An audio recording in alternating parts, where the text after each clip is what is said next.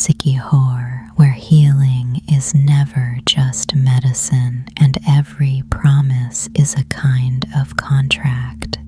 In a small barangay by the sea, a hilot named Oryang makes her living with coconut oil, prayer, and a simple glass basin of water and stone. Her hands know how to ease pain. Her tools are humble. But on this island, the words she speaks over that basin matter more than any herb she can offer. Here, a healer's promise is not just between her and the patient. It's between her and the island itself. When Oryang's young daughter Tala falls sick with a fever that refuses both ritual and modern medicine, fear pushes her to say the one thing she swore she never would, an absolute promise, a guarantee, to a desperate man with money and to a child she cannot bear to lose. That broken oath cracks something open in the dark, and the island begins to balance the ledger in its own cold, precise way.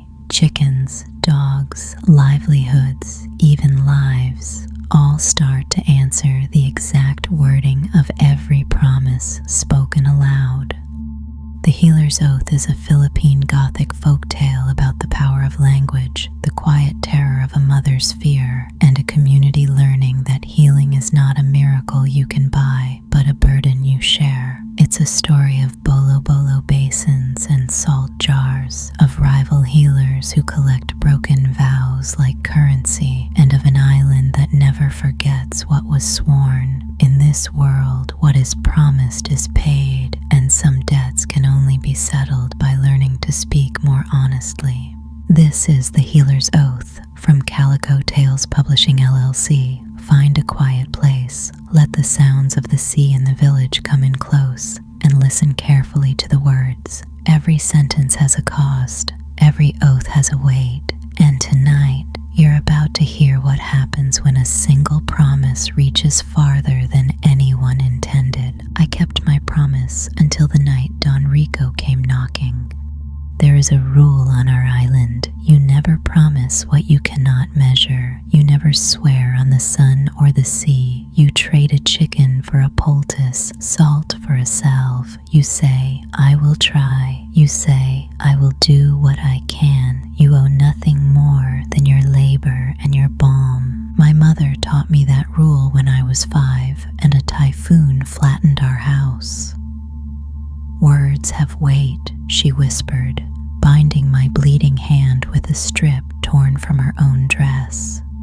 If you use your tongue carelessly, the water will remember. If you say the wrong thing, the mountains will answer. She was not being poetic. On this island, language and tide keep each other. There are salt jars buried in most backyards, not for seasoning but for agreements. When you break an oath, the water seeps into those jars and the salt takes it. Like a ledger, it keeps score. If the salt runs out, it is not your debt alone that falls. Something else goes missing to pay what you owe. I didn't always understand the weight of those jars. I understood hunger. I understood the black bruise that rotted the leg of a fisherman and the way my hands could sometimes draw the rot like a tide draws silt. I understood the burn of salt water in my throat when I dove too deep to fetch a trapped crab. My work was small at first. Fishermen came to our door with cuts. Mothers came with feverish babies, faces pale like the underside of leaves. I would mash guava leaves, chew them warm between my teeth, spit into a glass. I would set a bolo-bolo basin on a rattan mat and fill it with rainwater and white polished stone. I would roll the stone across a young boy's belly while the mother hummed and watched, eyes darting to my mouth, searching for a word, any word that might guarantee the boy's fever would break. I didn't speak, I only worked. The stone clouded with the illness and cleared again. The boy's fever cooled. The mother left camote and saltfish at my steps. She did not thank me. She did not promise to repay. She bowed and I bowed, and balance was maintained. That was how my mother ran the clinic. That is how I ran it after her. It was clean, simple, as fair as the tide. Then Tala became sick. It's just a cough, I told her. She was 8 then, all elbows and knees, hair like a spill of ink across her pillow. Her breathing rattled like pebbles in a drum. I boiled lagundi leaves, fed her the tea, rubbed her back until my palms were raw. I told her stories of the time my mother spat salt into a basin and drew a curse out of a fisherman's knee, of the time a shark came to shore because someone dared promise his lover the entire sea. I tried to make her laugh, but the cough deepened, more a choke than a cough. Her lips turned blue. That was when the neighbors began to whisper, "A healer who cannot heal her own daughter," someone said by the well. "Perhaps she has offended the water," another replied. "Perhaps she has been paid for something she did not deliver." They didn't know about Don Rico yet. They only knew my dog had died on the same night we heard the cough deepen in Tala's throat. The dog was old. He had been my mother's dog before me, loyal and blind in one eye. He slept beneath my bed. That night I heard him whimper. I rolled out of bed and felt the cold.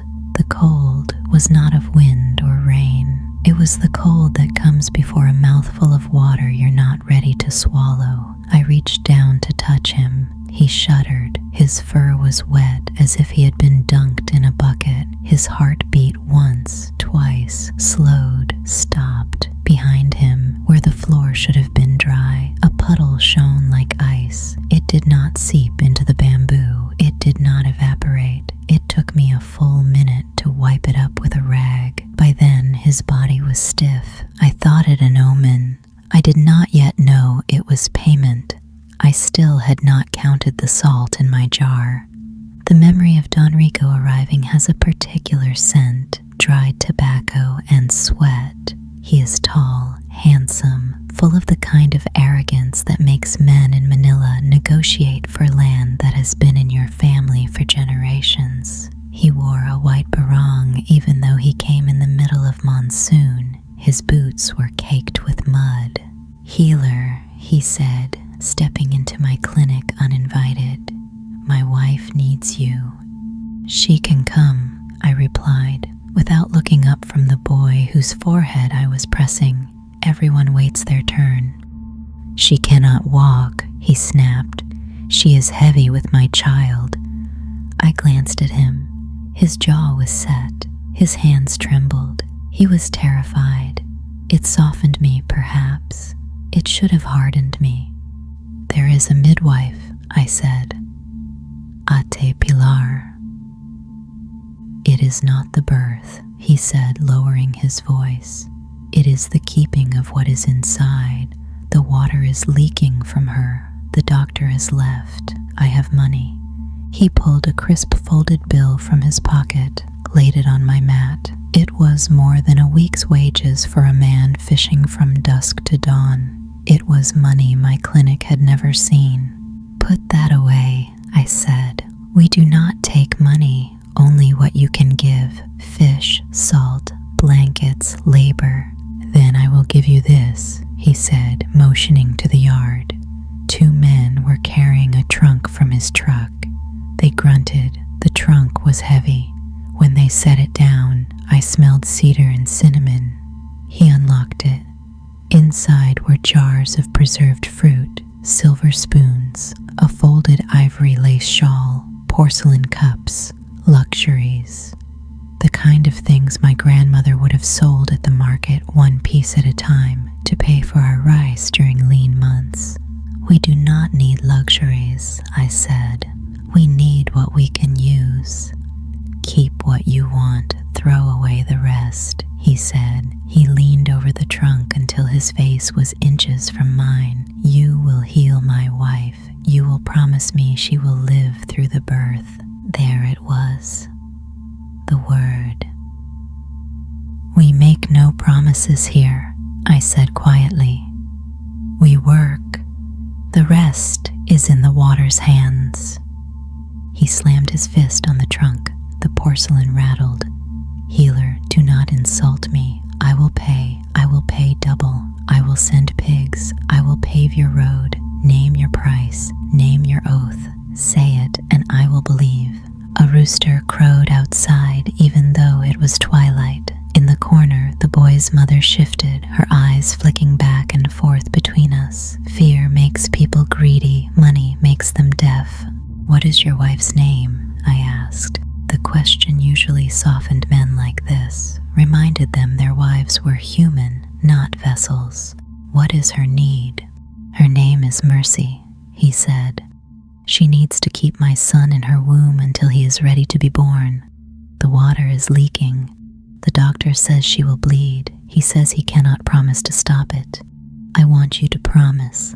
There it was again, heavier, hotter, like a stone pressing my tongue.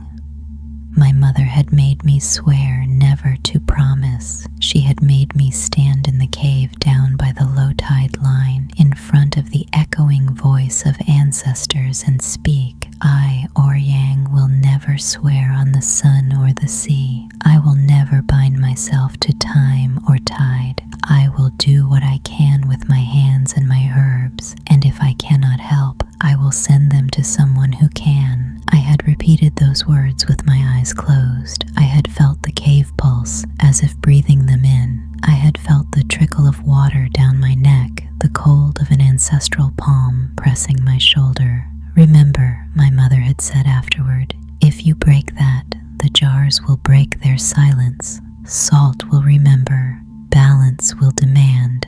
But now Tala coughed, and now a man stood with a trunk full of goods my daughter needed: blankets, dried meat, sugar. I saw the shawl and imagined wrapping Tala in it, watching her chest rise and fall without struggle. I imagined the trunk's bottom lined with jars of jam and butter and rice. I imagined the doctor coming in from town because we had money. I imagined not having to chew leaves into spit all day because I had enough to feed my child. "Say it," Don Rico whispered. "I promise," I said, the words tasting like metal. "I promise your wife will live to see the sun rise after she gives birth." The moment the word left my mouth, the floorboards groaned. It sounded like the groan of the old mango tree when a typhoon wind twists its trunk. The stone in my bolo basin rolled against the glass of its own accord. In the corner, the boy's fever broke. His mother gasped. I didn't gasp. I stared at the bowl and watched the water swirl. "Say it again," Don Rico pressed. "I promise." "I promise your wife will live to see the sun rise after she gives birth," I said a second time, slower, as if writing an agreement on parchment. He nodded, satisfied. He signaled his men. They lifted the trunk, carried it inside. The boy's mother slipped out, her son in her arms, eyes wide, the clinic filled with the smell of cedar and cinnamon. That night, the air turned cold. It was not a cold like rain. It was the cold that comes when you leave a window open in a storm and the storm remembers. The dog whimpered. The jar in my mother's cabinet, the one layered with sand and salt and ashes from burned promises, cracked. I delivered Mercy's son at 2 a.m. She was strong. She did not scream. She gritted her teeth and dug her nails into the mat, and the baby slid out red and slippery into my hands. I tied off the cord with twine. I washed him in warm water. I handed him to her. She wept, and her tears fell on his face. In the corner, Don Rico paced like a tiger. At dawn, he cracked open his own window and shouted toward the sky, "The sun." When the first light edged over the hills, he turned to me, face glowing, and said, "You kept your promise." I wanted to tell him I hadn't. I had delivered the baby. I had tied off the cord. I had chewed on the leaves that slowed the bleeding. I had stitched her gently. But the rising of the sun had nothing to do with me. The sun had risen for centuries before I was born. It would rise long after I died. I had not kept anything. I had only spoken carelessly, but he beamed at me, called me a miracle worker, and gave me a sack of rice. People talk. Within days, a fisherman with a gangrenous toe told his cousin, who told his sister, who told the woman selling malunggay. They all came to me with their ailments and asked me to promise. At first, I refused. I don't promise, I said. I will work. But they insisted, holding up coins, salted fish, jars of preserves. Say the word, they begged. Say it and take this. You said it for Don Rico. His son has fat cheeks and strong lungs. Say it for me. Say it for my mother. Say it for my goat. Name your price. It is hard to watch Tala cough and turn away sacks of rice. The jar in my cabinet filled, layer upon layer of salt, dampened by the water that seeped out of my promises. Every time I said, I promise your child will sleep through the night, the stone in my bolo would tremble. Every time I said, I promise your crop will not rot before harvest, the salt in the jar hissed. Once I promised a midwife her hands would never shake during a birth. The next morning, the papaya tree outside my window toppled in calm wind. I tried to be careful. I tried to limit it to small things. I promise your fever will break by sunset. I promise your finger will not fester. I never promised to control the weather again. But the water does not measure the weight of a promise by size. It measures by truth. The first true payment came when the barangay captain's dog died. He had brought me his aging mother who wheezed with every breath. Promise she will make it through the night, he said. I said the words. I gave her tea. I placed the stone on her chest and watched the water cloud and clear. She slept.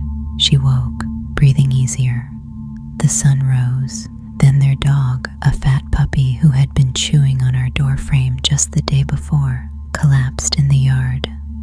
It whimpered once and died. Strange, said his sons. He was fine. They buried the dog in their yard. Strange, said Tala, her voice hoarse. Weird. She scratched her arm. A rash had appeared like pink fish scales. I rubbed coconut oil on it. It did not go away. We must go to the cave, my mother's voice echoed in my head. We must speak the oath again.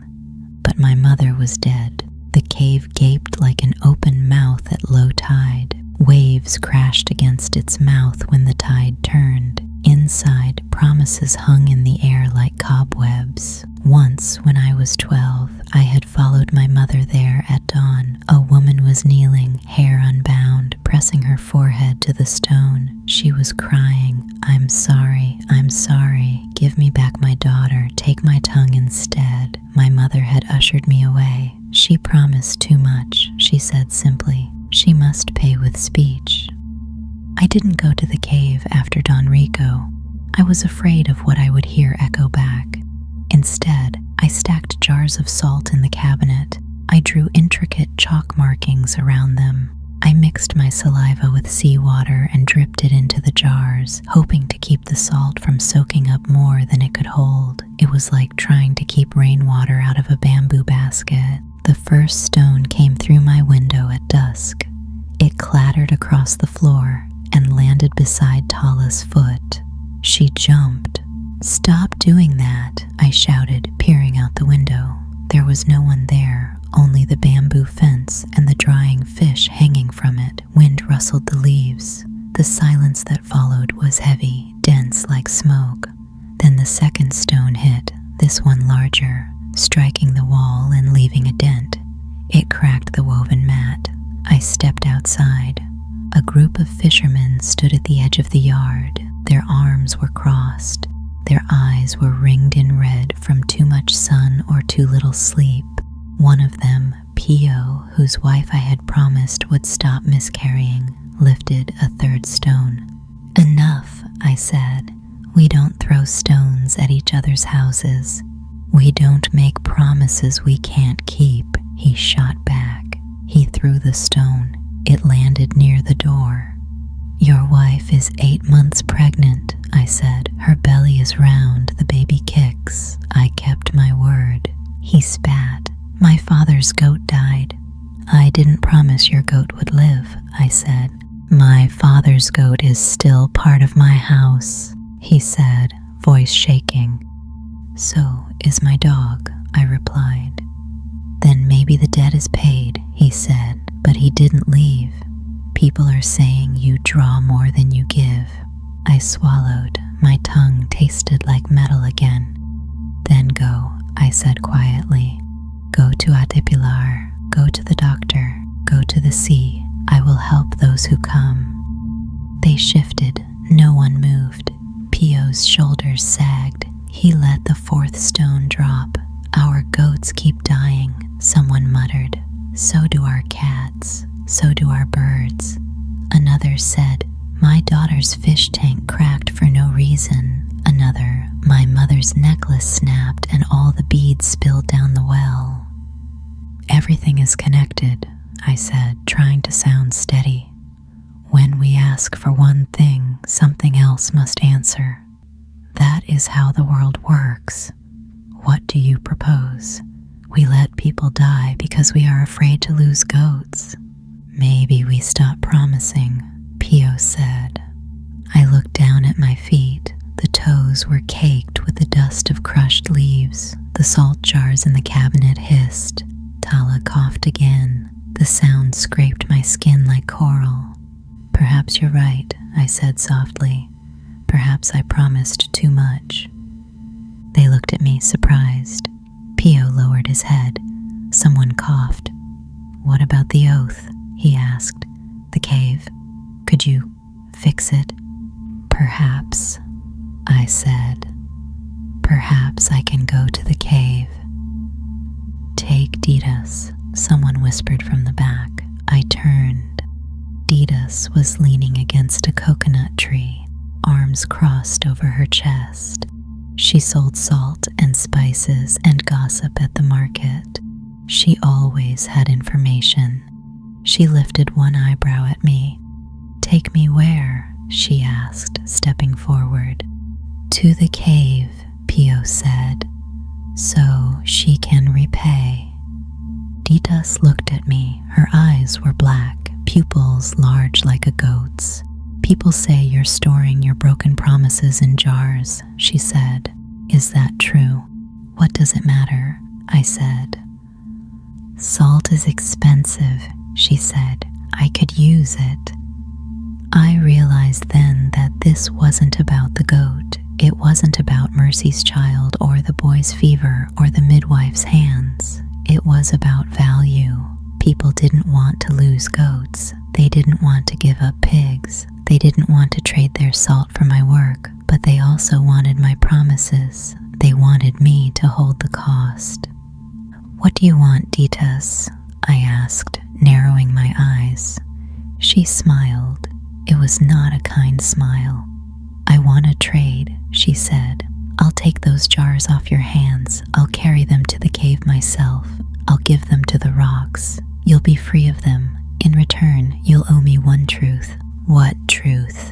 I asked. The truth of your promise, she whispered. Why you said yes to Don Rico when you had always said no. I stiffened. That's none of your business. She shrugged. Then keep your jars. Watch them burst. Watch your house fill with salt water. Watch your daughter drown in it. She knew where to press. Rage flared in me like a lit match thrown on dry leaves. Leave Tala out of this, I hissed. Then agree, she said, voice low. One truth for one favor. The fisherman muttered. Pio scuffed his foot. Do it, he urged. We need you, Oryang, but we can't keep losing goats. Fine, I said through clenched teeth. Take the jars. Take them now. Take them to the cave. give you my truth here. I will speak it in the cave where the echoes can decide its value." "Agreed," Dita said, eyes gleaming. She extended her hand. I didn't take it. She went inside, pushing past me as if she owned the place. The jars were in the cabinet, nested among rolled-up mats and dried herbs. She gathered them carefully, cradling them like babies. The salt inside hissed and sighed. "Heavy promises," she murmured. We waited until low tide. The cave could only be entered when the sea pulled its skirt back. The rocks around it were slippery with seaweed. The entrance was low. You had to crouch. Inside, the roof opened up like an inverted basin. The air was cool and damp. Water dripped from the ceiling in slow, steady beats. You could hear your breath echo back, as if someone else were breathing with you. Titus lit a torch and held it high. The flicker cast shadows on the cave walls. In the rock, there were indentations, bowls carved by hands long gone, shaped to hold water, hold salt, hold promises. Some were full of cloudy liquid, some were empty, some were sealed with wax or clay. Each indent held a different weight, a different sound. "Where do we put them?" Titus whispered. "In the empty bowls," I said, pointing. "Each jar must be matched with a bowl. We cannot pour them together. They must keep their separate scores." "Why separate?" she asked. "Because promises are precise," I said. "If you mix them, the payment confuses. A goat might pay for a fever, and a chicken might pay for a drought. The world will not know which is owed. It will take what it wants." She nodded, suddenly serious. She crouched beside one indent, placing the jar gently inside. The salt inside hissed as soon as the jar touched the rock. She moved to the next bowl. I followed, setting mine down. The air grew colder as we worked. The torch sputtered. "We need more light," she said, shivering. I ignored her. I was focused on counting jars to bowls, making sure none spilled. I could feel the cave's walls pressing in, listening. "You promised to speak," Titus pressed. "Say the truth. Why did you break the oath? Why did you promise Don Rico his wife would see sunrise?" My throat closed. I thought of Tala coughing, a sound like stone shifting. I thought of her eyes when she looked at the trunk of goods, hunger shining in them. I thought of my mother's hand on my shoulder in this very cave years ago. I thought of the way the word promise had tasted like metal that night. I thought of the cold, the dog, the puddle like ice. "Because I was hungry," I said finally. The word echoed. Hungry, hungry, hungry. Because my daughter was hungry. Because he offered things I could not grow or fish or make. Because I was afraid. Because I wanted to rest. The cave murmured. Water dripped. Titus tilted her head. "Afraid of what?" she asked. "Of losing Tala," I said. The truth was a soft one. It did not need to be dragged out like a fish from a hook. It was there, sitting in my chest, waiting. "I have been paying my whole life," I continued, my voice rising. The cave captured it and flung it back. "I paid with my childhood when my mother would not let me play, only chew leaves and learn names of plants. I paid with my calluses. I paid with my eyes, which burned from smoke, and my lungs, which strained from carrying mats and stones. I paid with my time when Don Rico barged in, and I paid with my sleep when I sat beside Mercy all night. I have paid, but I could not pay with Tala. I could not." The cave listened. The echo did not throw the words back. It swallowed them. Titus was silent. The salt jars hissed once more, then quieted. Payment accepted. The cave seemed to whisper. Maybe it was water, maybe wind, maybe my mother's voice. I felt a warmth spread from the rock up into my palms. It was not the heat of a fire. It was the heat of acceptance, of a truth offered freely and taken as enough. Do you hear that? Didas asked, eyes wide. Yes, I whispered. We may leave. We backed out of the cave. The tide had begun to creep back, licking at the rocks. In the yard, the fishermen were waiting. Did it work? Pio asked. The jars are in the bowls, I said. The promises are accounted for. Good, he said, sighing. Maybe my goat will live. I wanted to laugh. Goats don't live forever, neither do we. But I swallowed it. So, Didas said, turning to leave, we're even. Are we? I asked quietly. What if someone else asks me to promise? Then you'll say no, she said, or yes. But you'll know the cost. You'll know what the cave asked for. You'll know how heavy hunger is.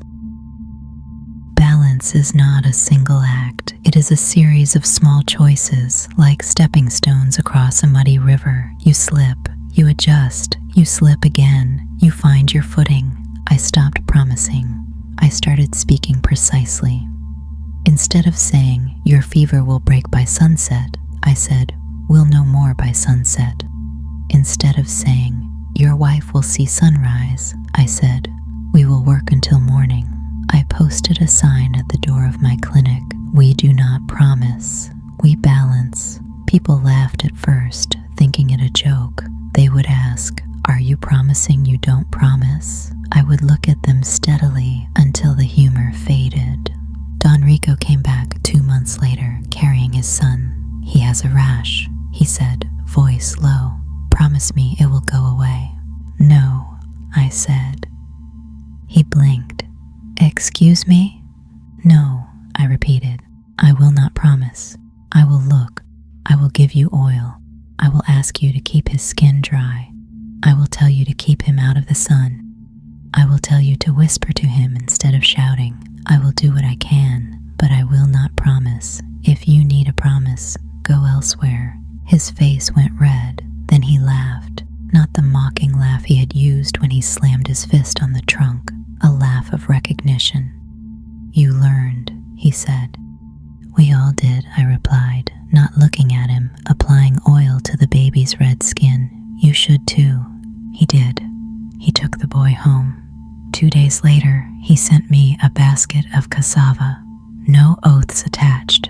The barangay captain came with his mother again. Her breath is shallow, he said. He did not ask me to promise. He sat quietly while I placed the stone on her chest. Her breath deepened. He nodded. He left a sack of rice. He bowed.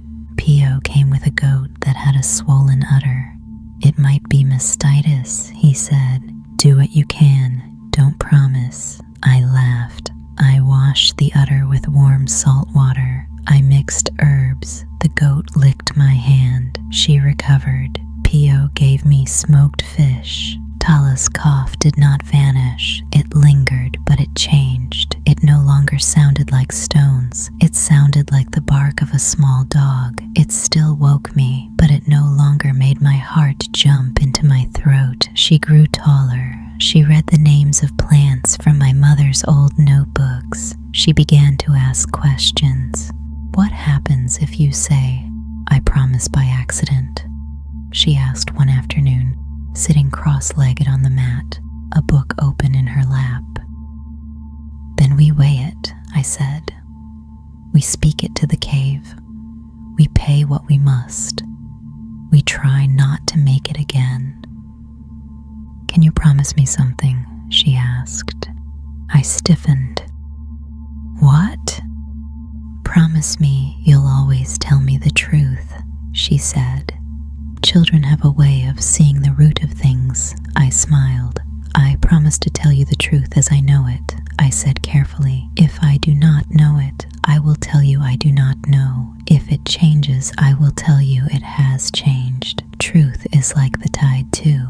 It moves. We anchor ourselves to what we can and we adjust. She nodded, satisfied. She coughed. I handed her tea. At sunset, I walked down to the shore. The tide was low. The cave was visible, its mouth dark and deep. I did not go in. I stood outside, toes sinking into wet sand, and whispered, "Thank you." The echo did not return. It didn't need to. Some words you speak into the world, and that is enough. The water lapped at my ankles. I thought of all the things I had said in my life, all the words that had stitched themselves into my story, the vow my mother made me repeat, the promises I broke, the truths I offered. Each word had weight. Each one left a mark.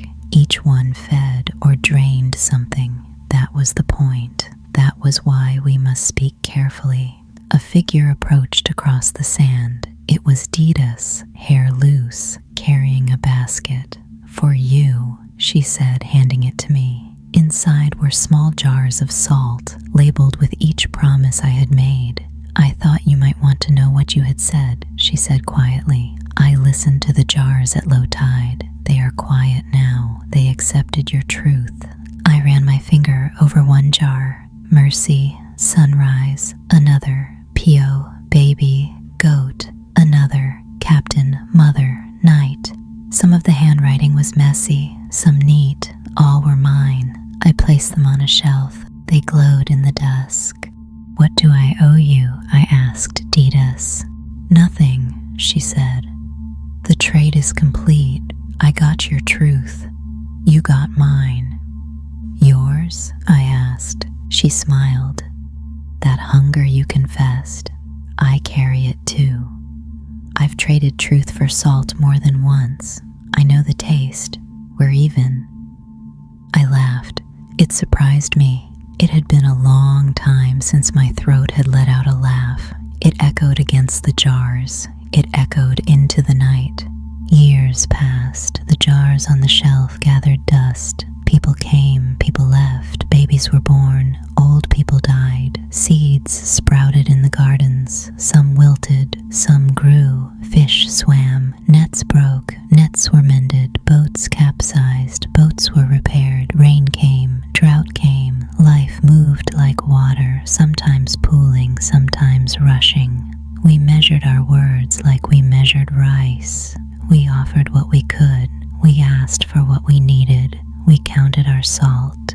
Tala grew into a woman. She was quick with her hands, gentle with her voice. She knew the names of plants I had never seen. She wrote new names in my mother's notebook. Tawa Tawa for dengue, Guyabano for cough. She taught me to make tinctures instead of chewing leaves. My teeth thanked her. She hung a new sign at the clinic. Speech is medicine too. One afternoon, a man from the city arrived, carrying a backpack and a camera. "I'm writing a book about folk medicine," he announced, clicking his tongue at the jars. "Can I interview you?" "We don't speak to strangers about our cures," I said. "Why not?" he asked. "Because words matter," Tala said before I could reply. "Because you might take them and promise them to someone who doesn't know the cost. Because you might break them. Because you might turn them into a story that makes you money and makes us lose goats." He laughed, thinking she was joking. She didn't laugh. He fidgeted with his camera. "Fine," he said, placing it on the table. "Can I drink water?" "Yes," I said. "We can offer you that." We filled a glass. He drank. He left. He never came back. Maybe he found another island with healers who promised everything. Maybe he wrote a book that made him rich. I didn't know. I didn't care. There is a kind of richness that doesn't come from promises, and it was enough. One evening, Tala and I sat on the porch watching the sky. The sun was a coin dropping behind the hills. "Remember when you promised Don Rico his wife would see sunrise?" she asked suddenly. "I do," I said. "Would you do it again?" she asked. I thought. The simple answer was no. But life isn't simple. If I hadn't, you might not have those trunks of goods that kept you warm, I said slowly. But you might not have coughed for so long if I hadn't. You might have coughed anyway. You might have died. You might have lived. We cannot know. The only thing I know is this: I will weigh my words. I will teach you to weigh yours. I will trust you to carry the jar and decide whether to fill it. She nodded. I will not promise, she said. You might, I said gently. You might, to save someone you love. If you do, I will walk to the cave with you. I will hold the jar. I will speak the truth. She slipped her hand into mine. Her skin was warm. The night air was cool. The salt jar on the shelf glinted, half empty, half full. The balance held. Down by the shore, the waves whispered. They spoke of weight and exchange, of promises made and broken, of turtles that swam the circumference of the world, of mothers and daughters and hunger and truth. I closed my eyes. I listened. For once, the echo did not return. The cave was quiet. That was promise enough. Years later, I grew old. Tala's hair sprinkled with gray. Young healers came from the next village to learn our methods. They sat cross-legged on my floor and asked, Ate Oryang, how do you keep track of promises? I pointed to the shelf. We don't, I said. We avoid them. They laughed, some nervously. They brought books from the city, thick with Latin names. They spoke of viruses and bacteria. They wore gloves. They called fevers by numbers, 101, 104. I listened, I learned, I added their knowledge to mine. I told them stories in return. One day, one of them, a young man with bright eyes, said, In my city, they sign consent forms before they operate. They do not promise outcomes. They promise to do their best. A consent form, a written acknowledgement that no one can guarantee. That is wise, I said. Perhaps we could make our own. That evening, I wrote a draft. Tala refined it. It was simple. I, the patient, understand that my healer will use her knowledge to help me. I understand that no outcome is guaranteed. I have asked for help. I consent.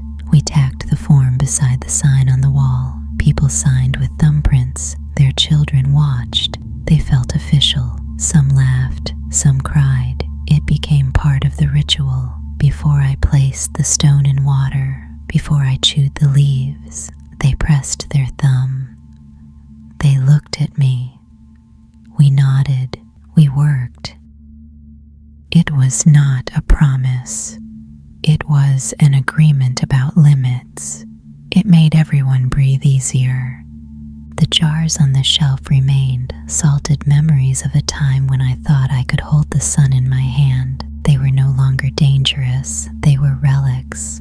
When children asked, "What are these?" I said, "A reminder."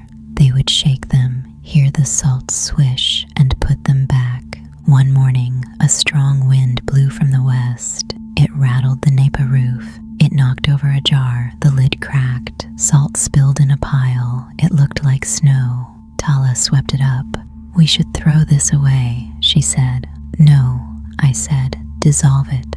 We carried the salt to the shore, let it fall into the waves.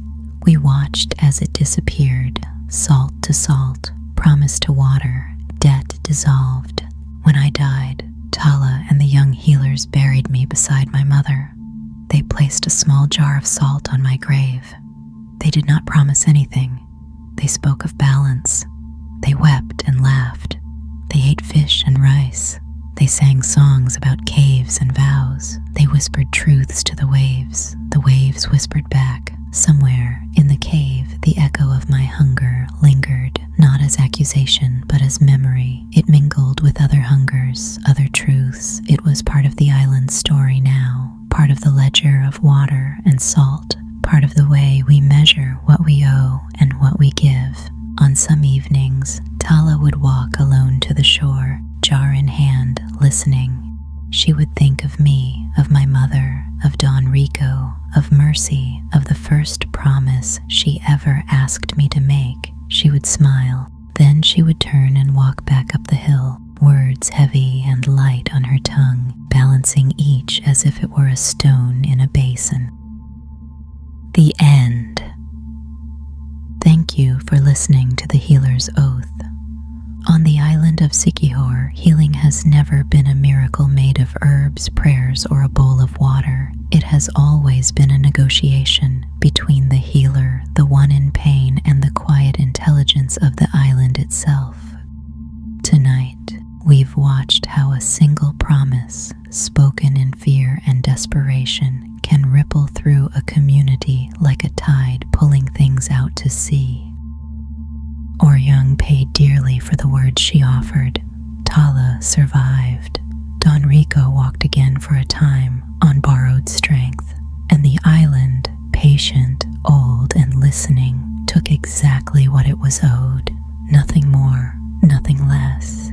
If there's a lesson buried in the salt jars and the silence left behind, it's this: that every oath binds more than the one who speaks it.